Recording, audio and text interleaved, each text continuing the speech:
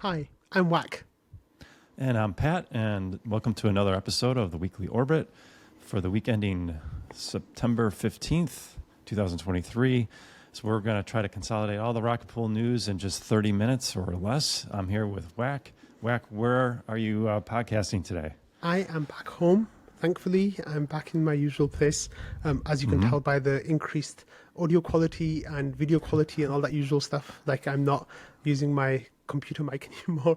I definitely learned some lessons about recording while traveling this time, and I think next time I travel, it'll be a better experience overall. But yeah, I'm glad to be home, and I'm glad to be back at work, so it's all good. Awesome. Yeah, we're glad to have you back. And we'll get right started this week. Let's take a look at the deposit pool for ETH.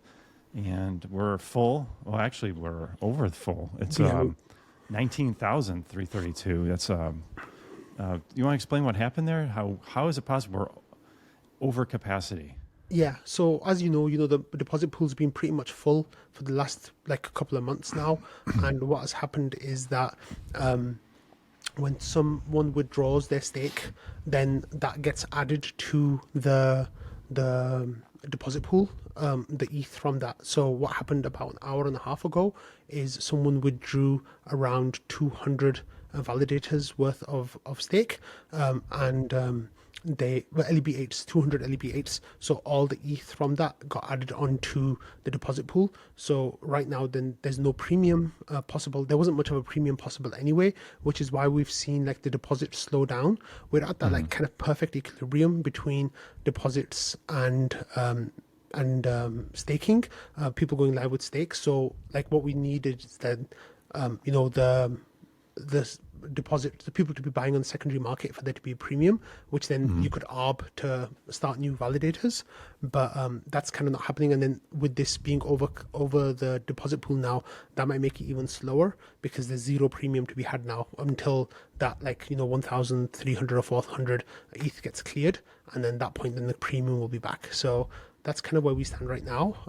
It's not ideal, and as you can see, the deposit pool's kind of dried up this last week and a bit, where we're getting low hundreds numbers, which is definitely like a downturn from where we were a couple of weeks ago when the premium started. So I think people are just waiting for there to be a better premium, and it was slowly ticking up until now the deposit pool is full. So yeah, let's see what happens. Do you know who this whale was who withdrew 200 validators? I had a quick look. Someone who had 600 validators before, and they're down to 414 now. Their time zone says Asia, Jerusalem, but I don't know who the person is. I'm not really sure who they are. So there might be a possibility that they are dividing their node, because 600 validators a node is quite a lot.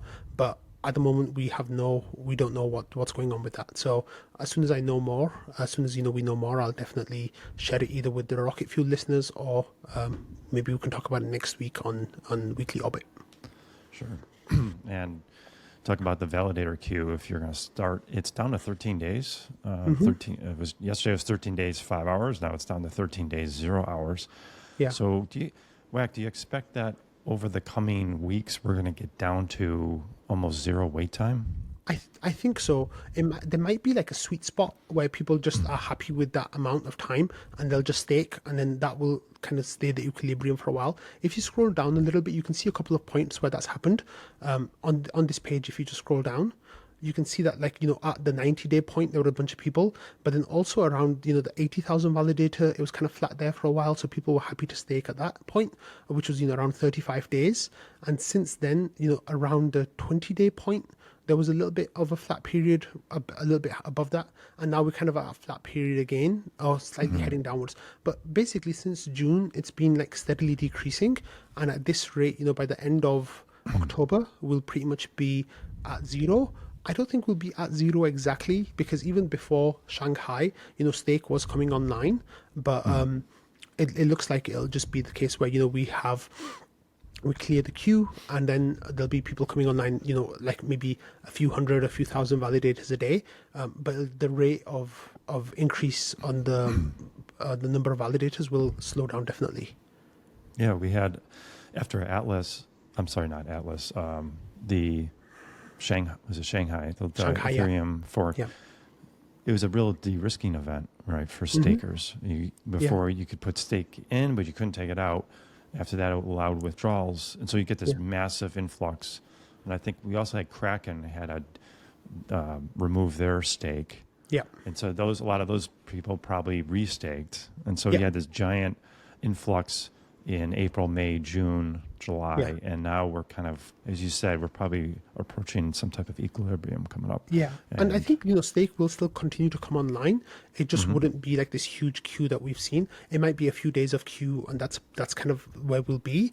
One of the things that's really interesting is I was listening to the Daily Gwei, I think on Friday or Thursday, and Sassano was talking about how he can't envisage there being such a huge demand on staking again, like that, like, all at once kind of thing. Like, Right. it might go up to like 10 days, might go down to like, up to 15 days even from zero, but not much more than that, he was saying. And the only thing that might, be a huge catalyst of new stake coming online would be like a ETH staking ETF, where you'd have an ETF traded in America where the underlying asset was staked ETH, and then as people bought into that and that stake came online, that could potentially get really big really quickly as well. But other than that, there's not too much in ways of catalyst that could push stake to come online. Yeah, imagine that type of ETF were potentially years away from something like that as well. Another thing that could cause a bump for a few days is something like a rocket pool upgrade, kind of like Atlas, where people were able to reduce their bond. If we got something like that down to LEB4s, then that could potentially bring online 30 or 40,000 new validators potentially, if we could get the rETH to fill that gap. But that could be another thing that would spike it, but then that would be cleared in 5 or 6 days as well, so maybe a week, so it's not too big a deal. But this was, I think, a one-off, and then going forwards it'll just find an equilibrium, maybe somewhere between 0 and 5 days, I think. Yeah, we'll be talking about the timeframes for another potential rocket pool upgrade later in the show. Yeah, later on.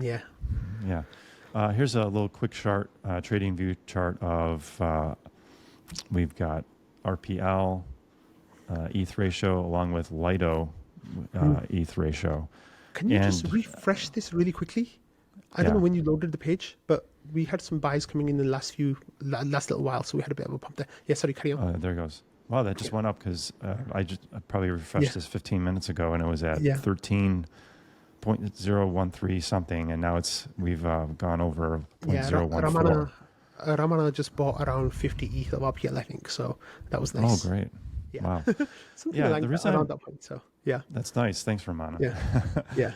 So the reason I brought this up is I wanted to just kind of show how are we doing against our competitors, because everyone's been, over the last few months, down on RPL. Oh, man, it sucks. But if you look at Lido is right there with us. You see this general trend line has been just down since basically May for both Lido and RPL. Now, we had surpassed, if you look, we were the top line here, and Lido is the orange line.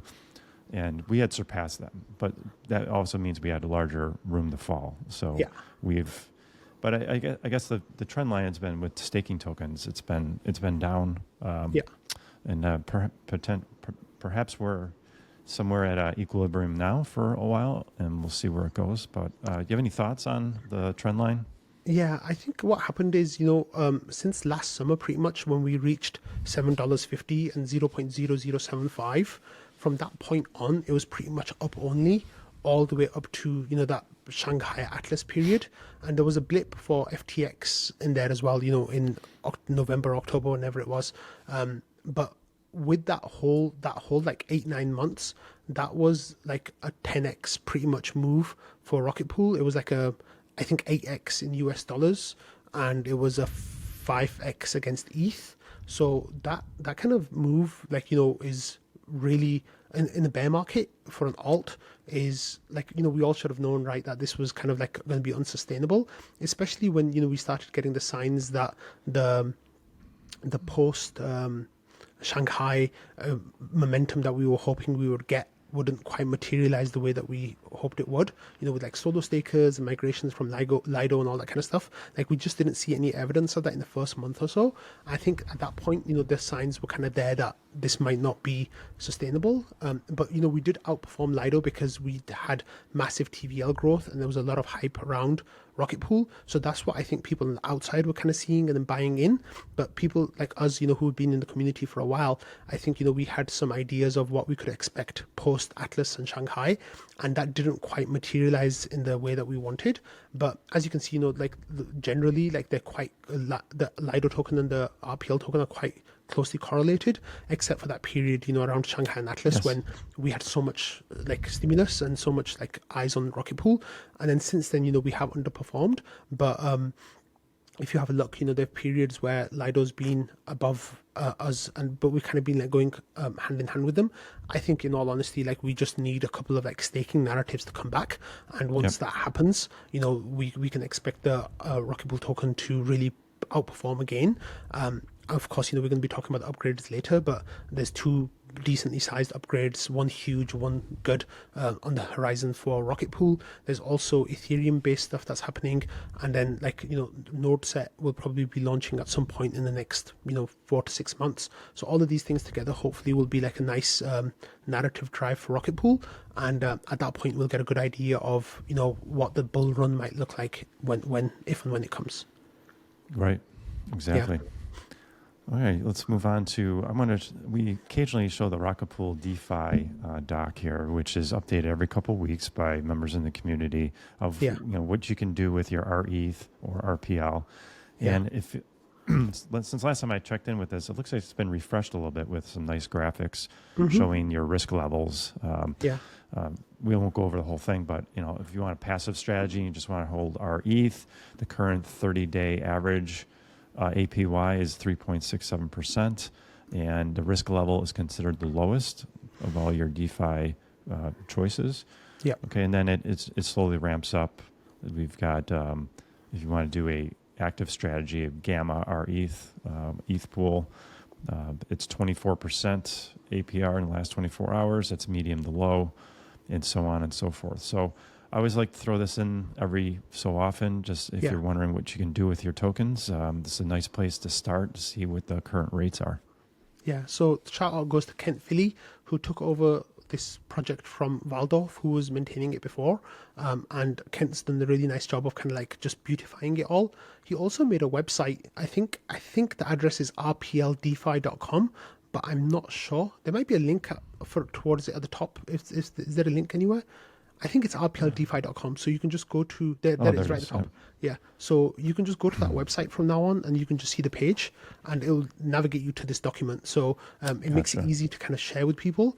rpldefi.com, so you can see what's out there and what's working nicely. So I think this is a really great resource, and I just wish more people knew about it, because people kind of like to yield farm almost, and I think this is a really great place that gives you some good ideas of what that makes. I should make it clear though, even when it says there's low risk or medium low risk, there still does exist risk, so please be aware of that.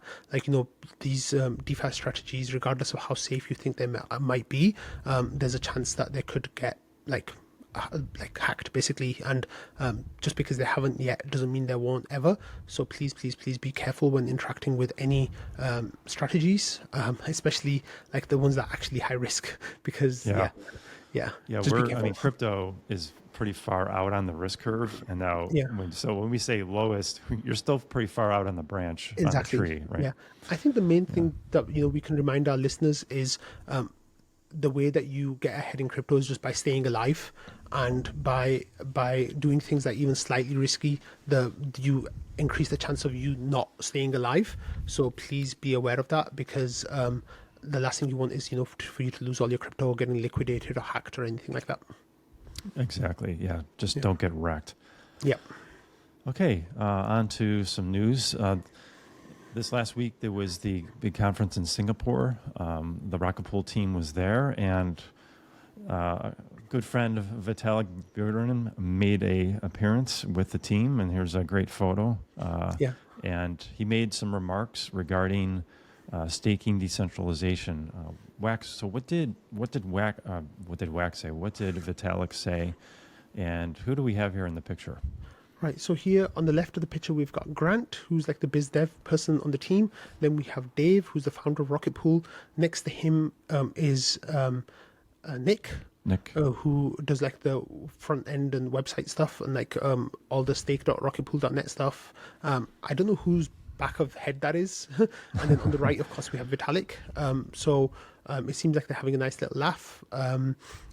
Supposedly, from Kane, who was there, he said that Vitalik was like kind of just encouraged by what like Rocket Pool are doing. It says the keynote address that Vitalik gave at Ethereum Singapore as well was improving staking decentralization is urgent. So I really like that he's doing this. Of course, we saw the not Lido thing that we were talking about last week. So I feel like this is just kind of like a group shift and the mentality shift that's taking place. And it's really funny because I think the Lido people are kind of like on the charm offensive after this stuff. Like, there is such a thing as bad PR, and I don't think it's really hurt them so far. But I think they're kind of going on the charm offensive where they're being nice to Rocket Poolers on Twitter. So that's really interesting. But I hope that I have nothing against Lido, right? And I just wish that they were good stewards of the network. And I feel like at the moment they're not being good stewards of the network. If they came out today and said that they want to limit at 22%, which I know that they're not going to, but if they did that, I would be so happy about that because I'll be happy with Lido then.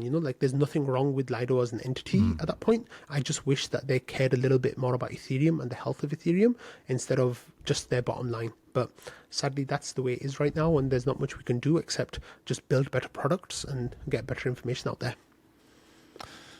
Yeah, I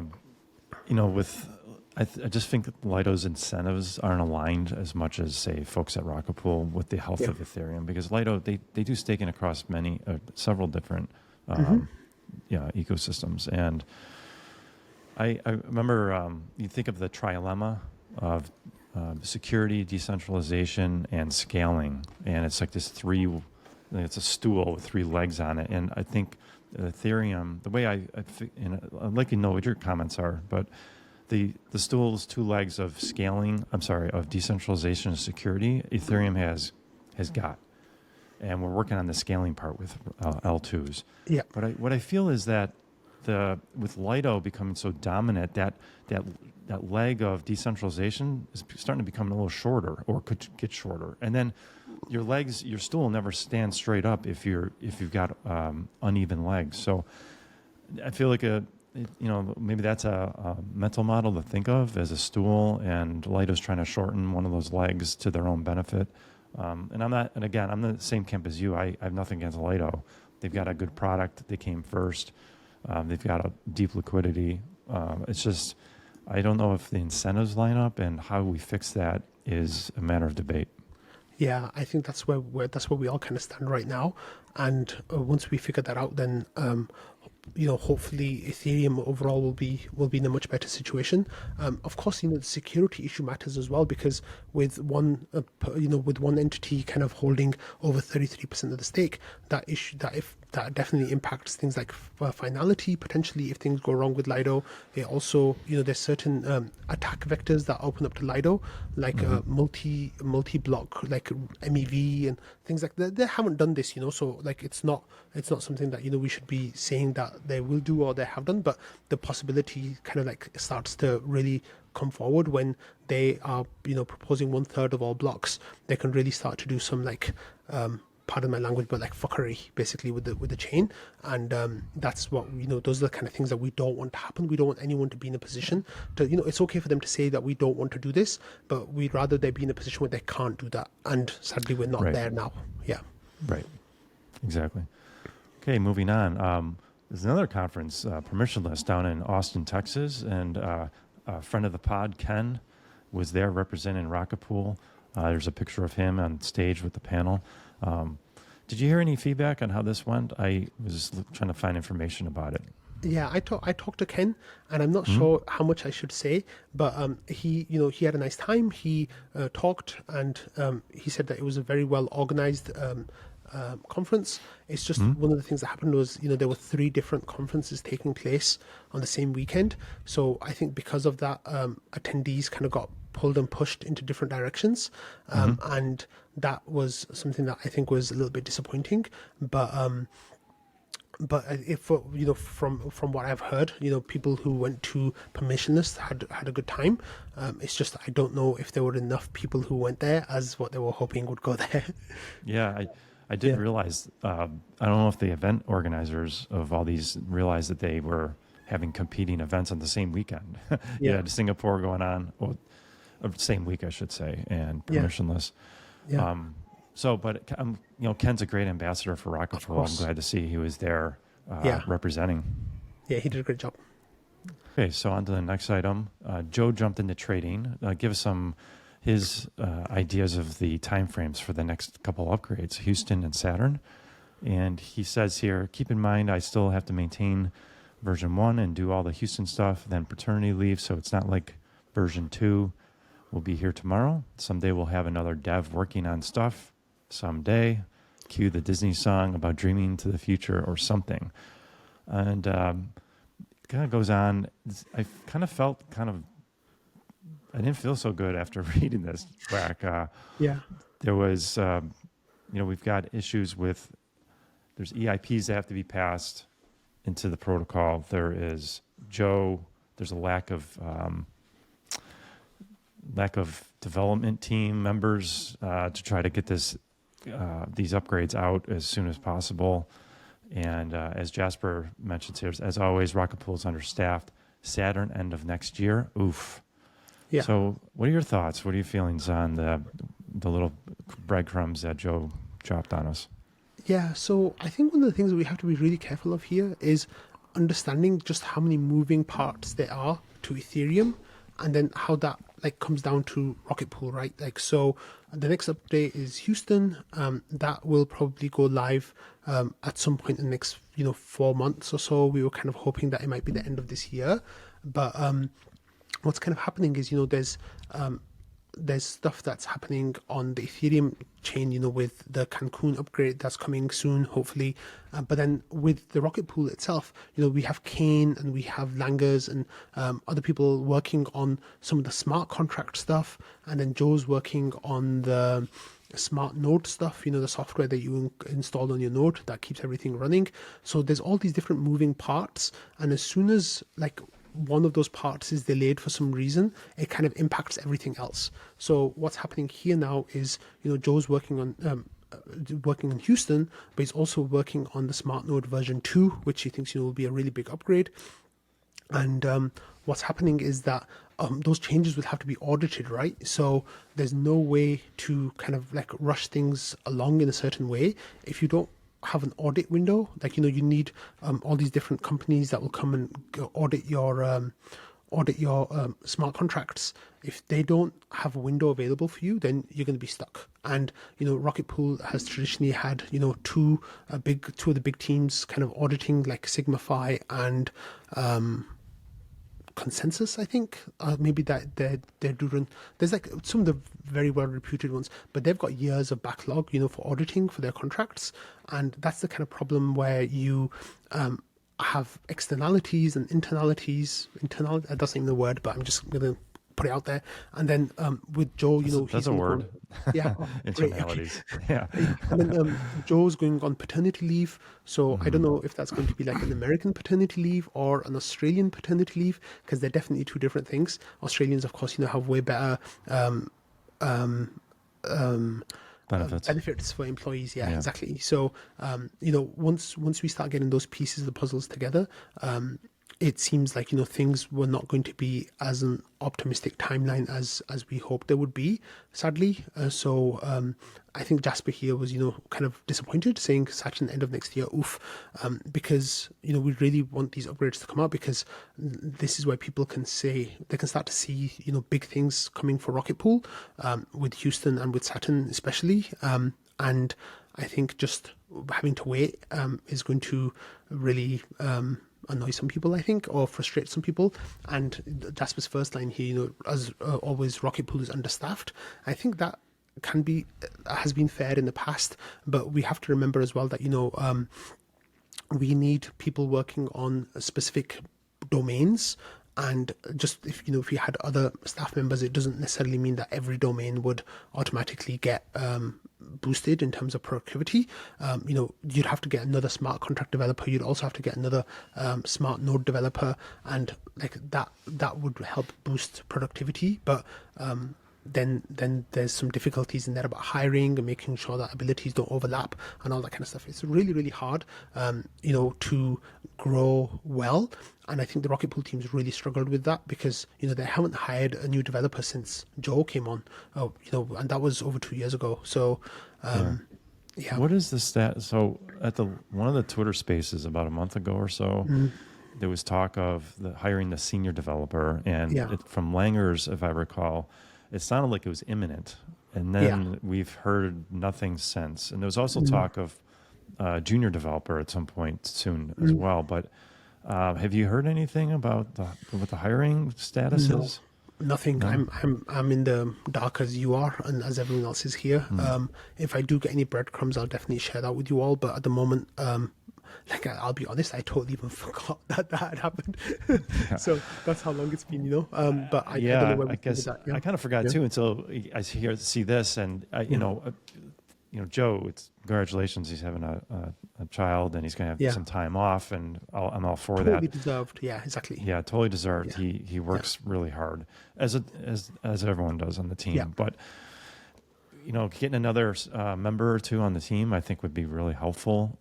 We are in a major competition with other staking protocols. This industry moves fast, and we have to be fast and keep up as well. And if it's a number of getting more staff, I think that's something we should do.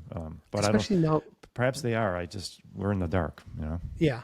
And they need to come now to the PDAO, right, to request funding, and I don't think that the PDAO would be opposed at all to giving them more money for more staff members. Like I think everyone wants that to happen, so I'm waiting to see where we kind of land with that. But I'll put out some feelers about this, the positions that were kind of teased before, and see if I can find some tidbits for most likely for Rocket Fuel audience, but maybe we can talk about it next week as well.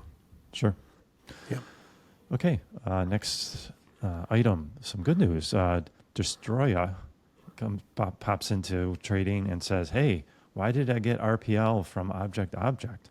And do you want to tell what is Destroya talking about here? Is it the RPL benefactor throwing around RPL, or is it something else?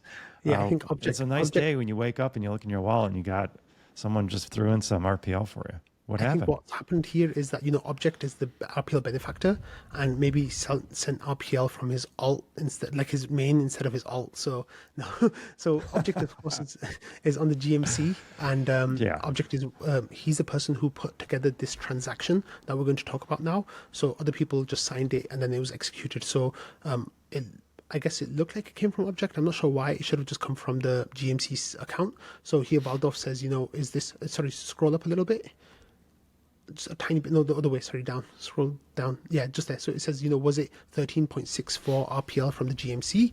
And Destroyer says yes, and he says that's for Denver volunteers. So what happened is in May, there was a grant application, a retroactive funding application that someone submitted, I forgot who, that said, everyone who came to ETHDenver and volunteered at the booth and made ETHDenver such an amazing time for everyone, they should get just a nice little bit of money just to say thank you. And, they did such a great job. And one of those, that grant was actually in limbo for a while because I think at the time 7 out of 9 members of the GMC were also volunteers at Denver. So we kind of had a conflict of interest there where we were potentially giving ourselves money. So we put it to the PDAO. We said, hey, what do you guys think about this? The PDAO said yes. On the governance forum, they said, yeah, give them money. And then we basically used the POAP. That was the criteria that the person in the original request said, is that put it in the POAP. Anyone who got the volunteer POAP should just get, $300, I think it was. So that's kind of what's happened. However, we do understand that people might have volunteered and not gotten the POAP. So if that's the case, you have 1 week until September 20th to provide evidence evidence that you were at ETHDenver as a volunteer, and if you can do that, then you'll get a second round basically of 13.64 RPL will go out to those people. So I think there were 46 recipients, which came to over $13,000 pretty much. So that was really wonderful, and it's nice that the GMC is able to like clear the backlog of these funding that we've been meaning to give out for a while. Yeah, I feel like the GMC is really starting to hit on all cylinders. You got the retroactive grants taken care of. You've got the ETH volunteers taken care of. Schifrin is the administrator now on a full-time basis, not an interim. It seems like I know you're a member of the GMC, and it seems like a lot of the wrinkles are being ironed out, and it's going well. And now we've got the month instead of every period, every 6 months or whatever it was. 3 months, 3 months. Yeah. Now it's every month there's grant. You can apply for a grant or bounty. Yeah, you can apply for a grant at any time now, so you don't have to wait. Even better. What will just happen is you'll either be, we have a monthly deadline basically, which is the second Sunday of the month. So as long as you provide, as long as you submit your application before the second Sunday of the month, then you'll be considered in that period. But then on, the second Monday or the third Monday, whatever of that month, the day after, the next period also opens up, but then you'll just have to wait a month before your application gets seen. But it's like we're working all the time now on the grants management committee. Like every week we're doing work on this, and we're trying our best to iron out some of the wrinkles like you talked about. I'm sure there's going to be other stuff that comes out in this cycle too, but the main thing to realize is we're all kind of working together and trying to improve things for the whole community, and I think we definitely are doing that. Yeah, I agree. And speaking of the GMC, Schifrin put a proposal in to give GMC members a stipend, and this is just a kind of he threw out the idea, got some comments from Valdorf, and it seems that seems like a good idea. It's a matter of how much, and that will be a discussion for the community. Do you have any initial thoughts quick thoughts on this? Yeah, like I'm on the GMC as well, so I'm going to be like, yeah, give me money. But in all honesty, though, some of the GMC members work really hard to try to make sure everything's working, and they're really well engaged with the community and try to take on feedback constantly, and just trying to do as good a job as possible. And I think some kind of recognition of that is nice. However, we have to remember as well that the GMC members didn't become GMC members with the idea of getting paid, and that they did it as volunteers. There's some really good points in the discussion here. Like Schifrin said, should we give them 500, 700, or like nothing? And then Val kind of crunched the numbers, saying that that's actually a really high salary for giving them. Even $500 works out to be a huge amount of money, over $100,000 a year, equivalent to a full-time job, which is a lot. So there's some issues that I think it might be that some things get ironed out and then get fixed with this, and maybe there is some kind of funding that comes to volunteers who are on the committees. But I think the next point here from Dr. Doofus, if you scroll down, is a really good one, because he says that it's hard to find people to volunteer, and that's the main thing is we're really struggling to find people who are engaged and really involved, and people are doing their part, which is wonderful, but it's hard to find those people who are willing to put in the work, and some kind of token of appreciation I think might go a long way towards that. I didn't actually get to read Long for Wisdom's comments yet, but they're normally really great comments, but maybe our listeners can go and check those out, and I'll go check those out as well. yeah he's got quite a write-up, but we will I think it's a good idea. We don't have burnout. There is work being done. The protocol does have money, and we want to have the best be able to be compensated for their time. Yeah. And so I support it. I just we'll work out how much. I think it's a good idea. Yeah. All right, moving on. Jasper talked about hey, look at this new NounsDAO proposal. They're going to use Cowswap for the next iteration of them swapping out their ETH or WST ETH into rETH. And there's some news on this, because I checked on it yesterday, and here's the actual proposal, but grayed out here is the word canceled. Cancelled. So I'm not sure what happened.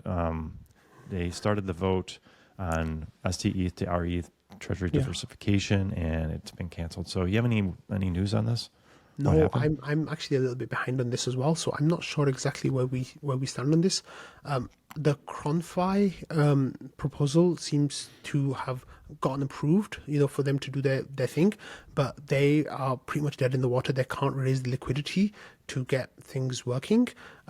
I think one of the other things that's happening is that nouns are going through kind of like a civil war of sorts. I don't want to say civil war necessarily, but like there's a lot of drama happening within that community, and it seems like there's some kind of split taking place where people are trying to like lay claim to the treasury in a way. So I think that 366, I would also like 200 ETH might be something like in reference to that, but I'm not sure.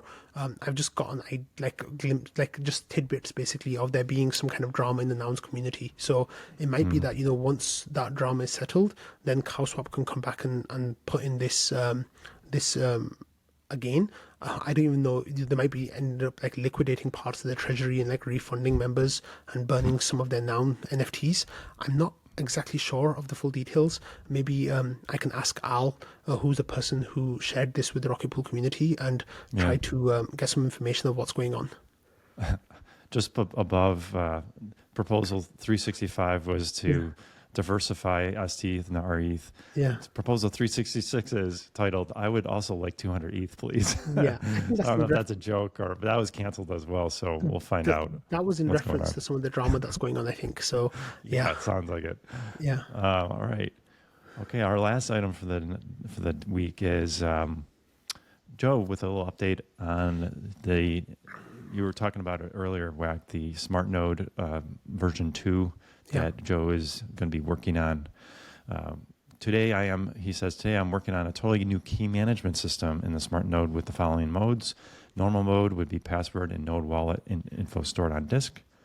Node password mode would be node wallet on disk. Password is not. It asks you for it when you want to transact. And the third mode is read only. That's a node wallet, not on disk. You can put whatever address you want in there and pretend to be somebody else. You just can't transact, obviously. He says no password mode will eventually also support hardware wallets, and that won't be in version 2 right away. So this is part of some of the new features he's going to roll out in version 2. It's kind of neat. I know this is his baby, and he's done such a wonderful job with it. Any thoughts? Yeah, so I think this will just add another layer of security for smart node operators. One of the things that will happen here is right now your node machine is a hot wallet. So if someone took control of that, they could potentially, do stuff to your node that you might not want them to do. One of the things that they could potentially do is withdraw your ETH and RPL to a different address. That, of course, is limited because we've all got withdrawal addresses set up, and you can't just change that willy-nilly. Like there's a whole process in doing that. So, but this will definitely add like a layer of security for people who want that. By going on no password mode, what will happen is that you will then that will be one more level of security for the node. So just in case someone gets their hands on it, what damage they can do with having access to your node will be more limited, thankfully. So that's really good. I think this is something that will appeal to a certain group of people. Most people at the moment are comfortable running with normal mode because it just makes it easier to stake RPL or withdraw RPL if you are over 150%, which not many of us are now. But you can just do things on the node much more easily. Whereas if you go into no password mode, then what will happen is you'll have to put the password in every time, and it'll just add a level of friction. So for me personally, my node is quite secure. I've got all the security systems I want in place, and I have my withdrawal address set up, etc. So I'll probably just carry on in normal mode, but there might be some people who want to run the other modes, and I'm sure there'll be use cases for those that people will think up, especially like read-only mode. I don't know how that would work, but it might be for some people that might be really useful to have. Right. Yeah. You can never have enough security in crypto, right? And you can then as an operator choose what level is how much friction do you want. But that just having it as a feature is just a good selling point, right? Absolutely. So, no, it's exciting to see more upgrades, and that concludes today's show, Whack. It's good to have you back Thank in you so much. the United States. Yeah. And of course, folks, none of this was financial advice. And Whack is here almost every weekday with his show, Rocket Fuel. Also, there's Twitter Spaces hosted by Ken or Jasper every couple weeks. Of course, there's a weekly orbit. There's all of us doing all the work trying to get our community informed with all the news, and there's so much of it every week, and we usually go over 30 minutes. It's hard to get it all in. So stay tuned this week for episodes of Rocket Fuel, and we'll all see you next week on another edition of the Weekly Orbit. Take care, Thanks, Whack. Pat. All right. Bye.